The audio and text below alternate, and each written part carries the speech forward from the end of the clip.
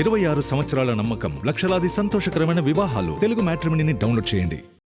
YouTuber ప్రశ్న Raavan alias బచలకూరి Joseph arrest వ్యవహారంలో మరొక మలుపు తిరిగింది. అతన్ని హైదరాబాద్ లో అదుపులోకి తీసుకుని పిఠాపురం జూనియర్ సివిల్ జడ్జ్ ఎదుట హాజరుపరిచారు పోలీసులు.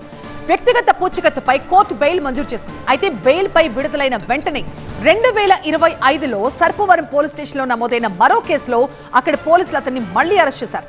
రావణ్ తరపున న్యాయవాది జడ శ్రవణ్ కుమార్ వాదనలు వినిపించారు.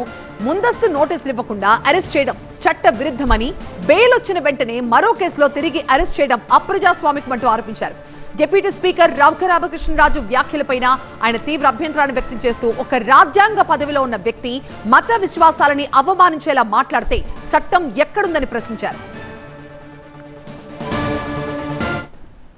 మరలా బయటకు వచ్చిన తర్వాత సర్పవరం పోలీస్ స్టేషన్ లో రిజిస్టర్ అయిన 2025 కేసులో అరెస్ట్ చేస్తున్నామని మళ్ళీ పోలీసులు ప్రకటించారు. మళ్ళీ రావణ్ని అదుపులోకి తీసుకున్నారు. ఇది ఖచ్చితంగా అప్రజాస్వామికం. ఈ రోజు కోర్టు బెయిల్ ఇచ్చిన తర్వాత కూడా మరలా రావణ్ని అరెస్ట్ చేసి సర్పవరం పోలీస్ స్టేషన్కి తీసుకెళ్తున్నామనే మాట చెప్పటం పూర్తిగా రాజ్యాంగబద్ధం కాదు. రావణ్ మాట్లాడింది గౌరవ ఉప ముఖ్యమంత్రి పవన్ కళ్యాణ్ గారు నా కొడకల్లారా గొంతు పిసికి చంపుతా అని 151 మంది ఉన్నటువంటి ప్రభుత్వంలో ఒక ముఖ్యమంత్రితో సహా 150 మంది ఎమ్మెల్యేలని చెప్పు తీసుకొని ఒక ప్రధాన కార్యాలయంలో నా కొడకల్లారా గొంతు పిసుకుతా నా మీద ఎలిగేషన్లు చేస్తారా అని మాట్లాడినప్పుడు ఈరోజు గౌరవ ఉప ముఖ్యమంత్రి గారికి చట్టం న్యాయం గుర్తొచ్చిందా?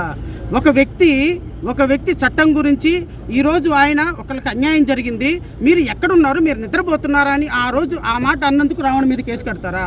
నిన్న కాక మొన్న పంతం నానాజీ మాజీ ముఖ్యమంత్రిని పట్టుకొని నా కొడక ఇక్కడికి వచ్చి నువ్వు చేయరా పోటీ అన్న మాట అది రాజ్యాంగబద్ధమా? అది న్యాయబద్ధమా? దాని మీద కేసులు ఉండవా? దాని మీద రాజ్యాంగం పోలీసులు యాక్ట్ చేయరా? దాని మీద వ్యవస్థలు పనిచేయవా?